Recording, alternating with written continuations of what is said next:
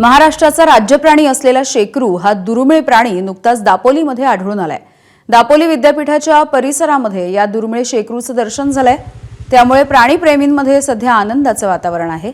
शेकरूचा अधिवास प्रामुख्याने महाराष्ट्रामधल्या भीमाशंकर, कळसुबाई, हरिश्चंद्रगड, मेळघाट, ताडोबा आणि कोकणामधल्या दाट जंगलांमध्ये आहे। पण आता रायगडच्या दापोलीमध्ये देखील शेकरू आढळल्यामुळे वन विभागाने समाधान व्यक्त केलंय। महत्त्वाचं म्हणजे शेकरूला वाघा एवढं सर्वोच्च कायदेशीर संरक्षण प्राप्त आहे।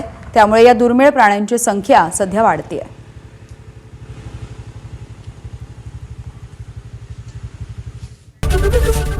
एबीपी माझा, उघडा डोळे बघा नीट।